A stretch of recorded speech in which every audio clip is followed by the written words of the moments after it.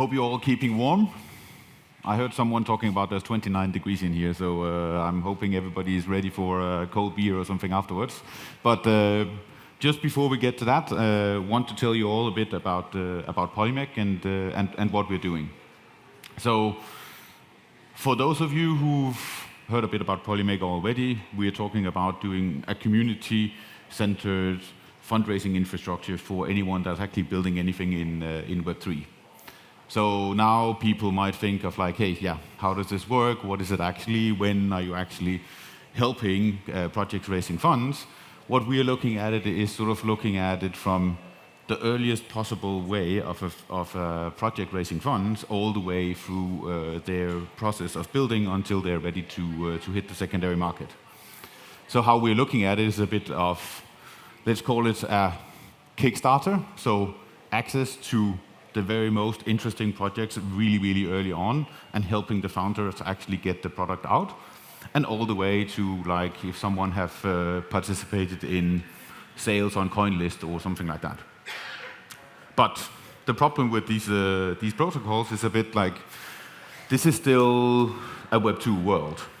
So these ones are very much centralized and it's very difficult to actually figure out what are actually the background, why certain projects are on Kickstarter, why are they in CoinList. So what we're doing is actually building a fully fledged fundraising infrastructure for the community, completely decentralized, but also regulatory compliant by utilizing the power of Polkadot. So generally, why are we here? We want to shape the future of fundraising. I think anyone in Web3 and the Web3 ecosystems, we actually want to challenge the status quo. How can we do things better by actually applying our technology to actually make better solutions, better products for any users? And one of the key things of that in Web3 is looking at the community. The community, for me and for us in Polimec, is really, really centered around what we're doing. Without a community, any kind of Web3 project is like, you don't really get anywhere. Like, your users are really the most important thing, and that's also what you get into the community. So you really want to make sure that you can actually empower the community to be a part of these early stage crypto projects. And ultimately, really want to drive the future of Web3, making sure that we can come out with the best product possible and enable a lot more people to participate in the new developments going on in the blockchain ecosystems. So, looking at fundraising, you can look at this in a lot of different ways, but basically there are two sort of stages of fundraising or funding. You have the private funding, which, if you look at it today, usually makes of you go out and you need to figure out of like, hey, maybe I know someone who knows someone that knows like a cool project, and if I go through a lot of hoops and I know the right people, then maybe I'll be able to actually participate early on. So it's very dependent on personal networks, on connections, and very much an opaque market where if you don't have the right connections or if you don't know the right people, then it's basically a closed environment where most people wouldn't have access to participate in these very interesting early stage projects. The opposite of that is the public funding. So looking at it from regular markets, anything going on the stock exchange. If we look at it from crypto markets, anything that's publicly traded that is accessible for anyone, we can look at that as being more of public funding. But this usually happens a lot later in the life cycle of the project. So this usually happens after a project has gone through a lot of fundraising discussions.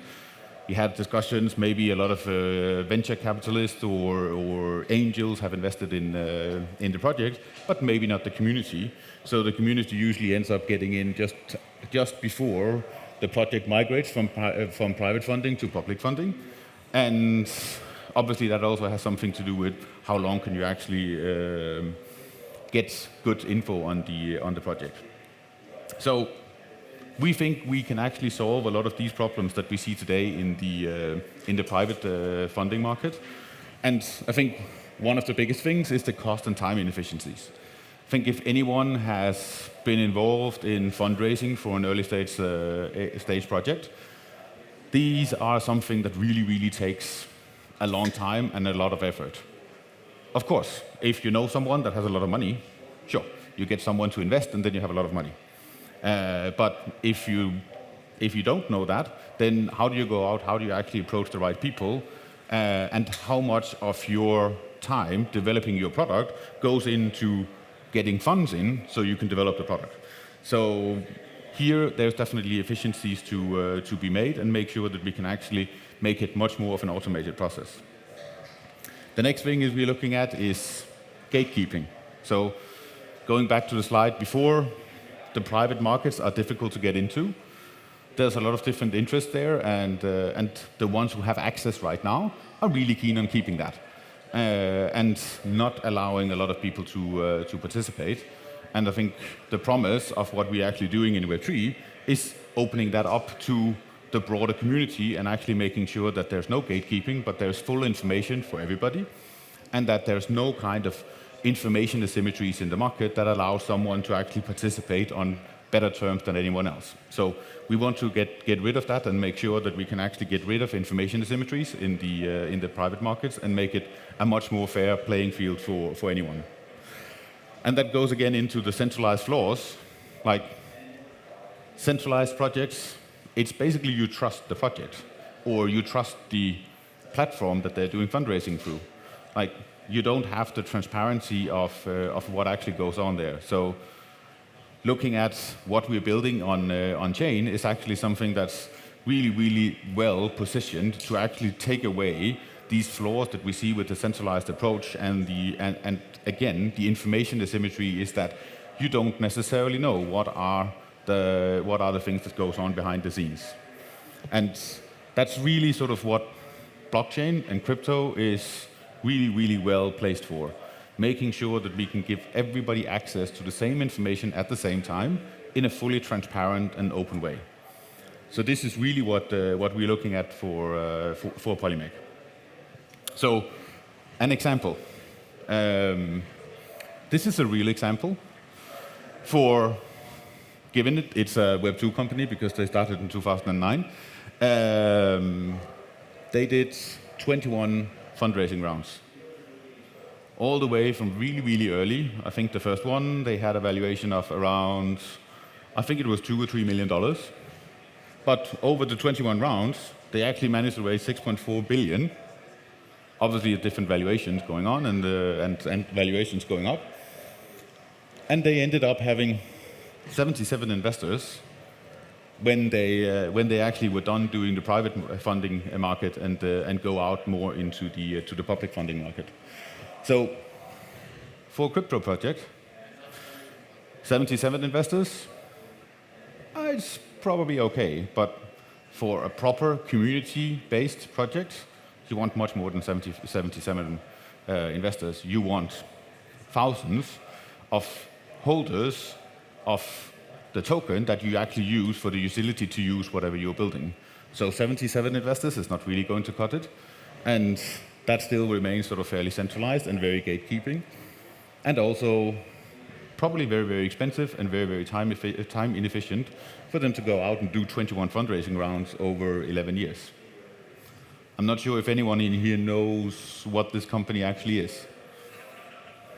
Or if anyone actually wanted to invest in the early round for a valuation of $2, $3, $4 million.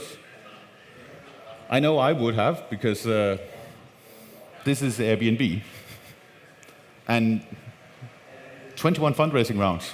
Airbnb is like huge. Like, how did they do 21 fundraising rounds? Well, they started somewhere and got to where they are today by reiterating on their business model and figuring out how to do it. But overall, it's like, I think we can all agree in here that being a part of a company like Airbnb really early on would have been very nice. So why don't we make that possible for anyone else? Why don't we make sure that when we're building on crypto, that we actually allow all the users to participate early on? Because they provide a value that VCs or professional investors cannot provide. They provide the whole community, they are providing the user base. So this is really what we want to make possible. So a bit about why Polimec is different. This is some of our core values of Polimec, but it also goes very much into the product that we actually built. And it's very much looking at how do we make sure we do something that's very blockchain native, but also extremely regulatory compliant, and make sure that we actually utilize all the learnings that we have gotten in the past many years on how to actually do a fundraise that's transparent, without information asymmetries, and as such you can say trustless. Really here, blockchain is obviously the important thing here, that you can actually act with full transparency, that you don't have to trust a centralized intermediary, but you go in and you actually crowdsource the evaluation of the projects wanting to do fundraising on chain. So what we're doing on Polimec is that for a project to be able to actually go through and do a fundraise, we have what we call evaluations.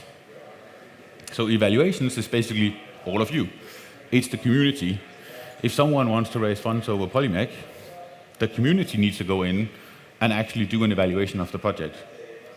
Because the knowledge of the crowd, it's a lot bigger than what me or anyone else that might be on a core team of Polimec knows about any kind of project. Is it good? Is it bad?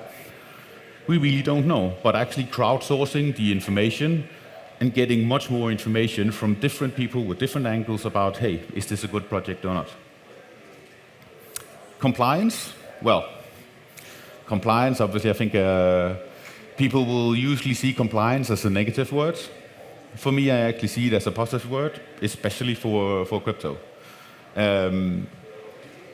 Generally for crypto and blockchain, transparency, trustlessness is a huge thing.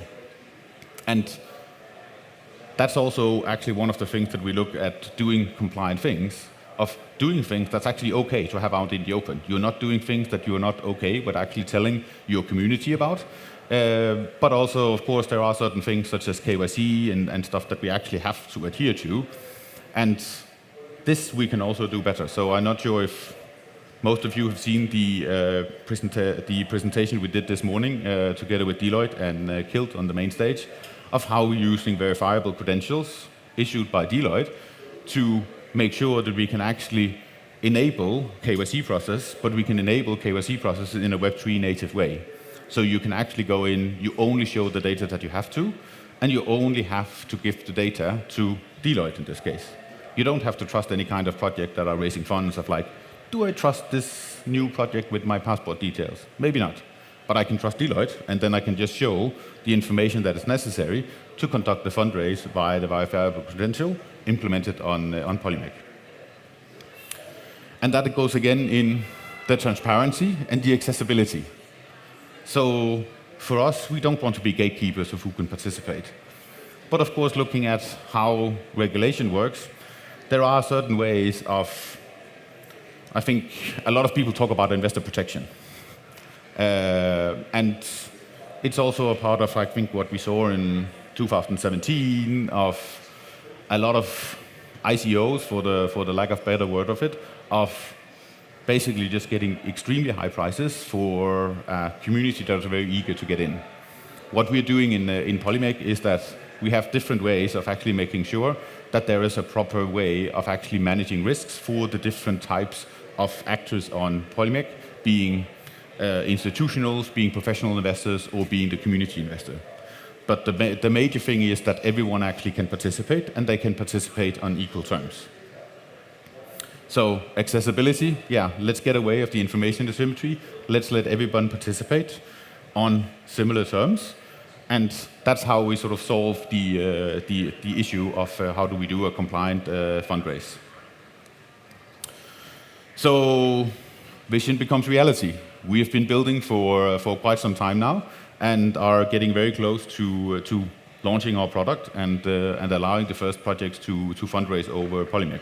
So this morning we showed a bit of how you actually show your credential and how easy it is to you get your credential with Deloitte, and then you actually show it, and you only show the information that the project on Polimec will actually require. So that part is extremely easy, and it's extremely easy to onboard for anyone that actually wants to utilize Polimec. but obviously it's also interesting to see how it will look when it's actually out there. So we have a bit of teasers of how it's actually going to look and how our user experience is going to look on Polimec. So this is the first time we showed it to anyone outside of the team. So one of the things that we're really keen on is making sure that this is extremely easy to use. Like, I see there are in here some very big fans of Polkadot.js. We're also fans of Polkadot.js, but maybe not for everybody.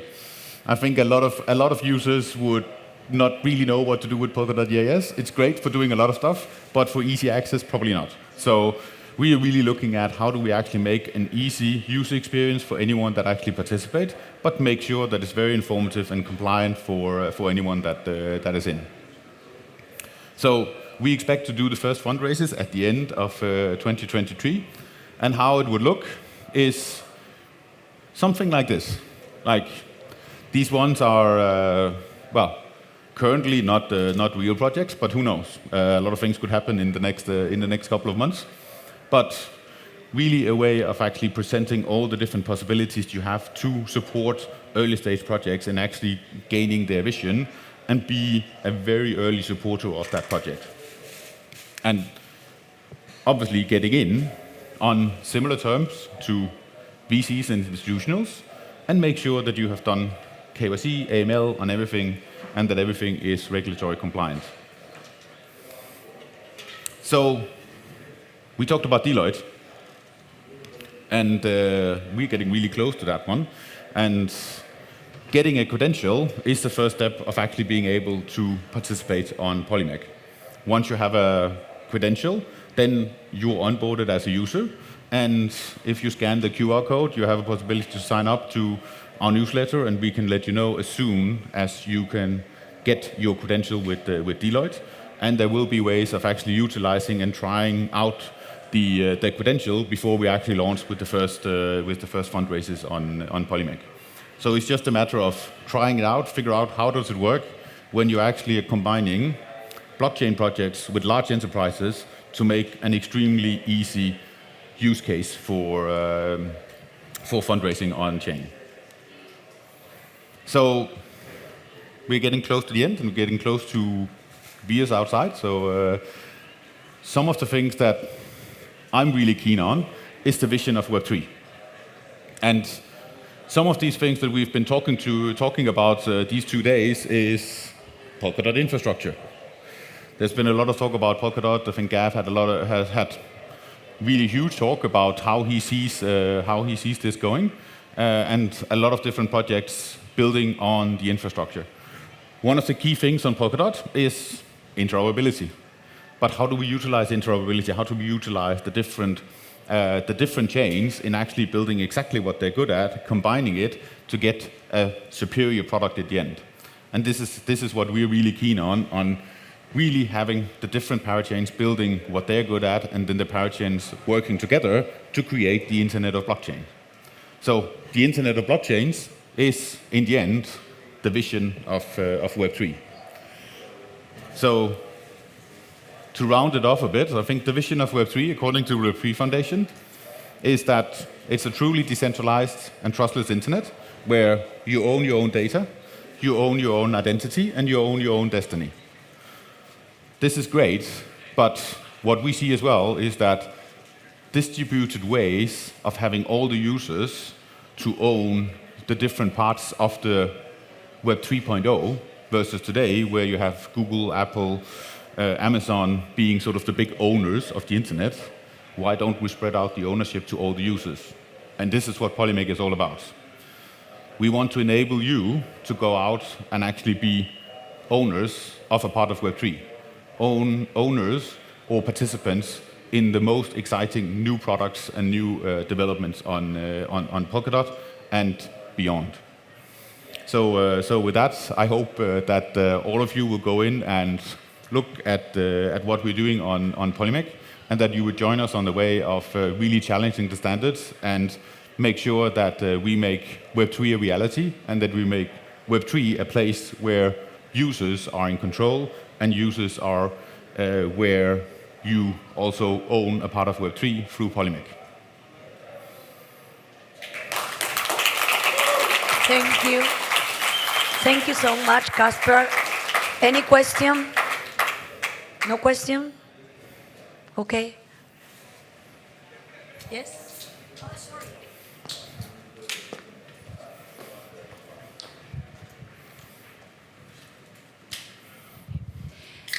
Can you talk about how you get input on the projects from the community? Like, who does the analysis of the projects and how do they do that? Yeah, definitely.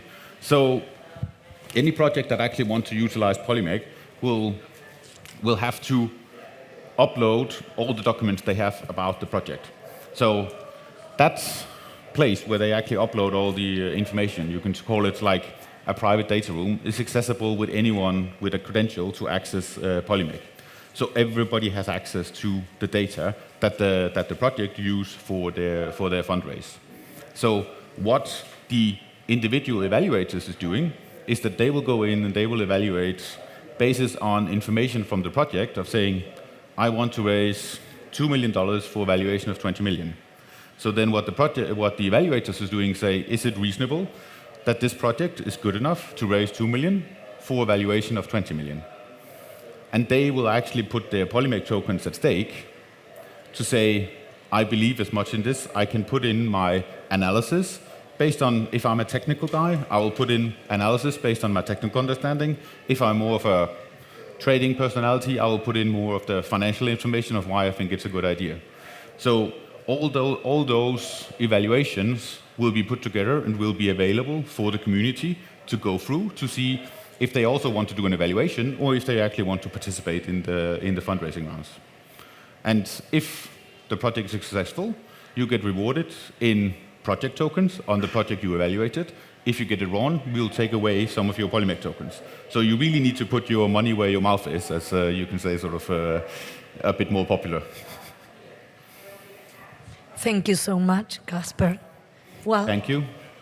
thank you.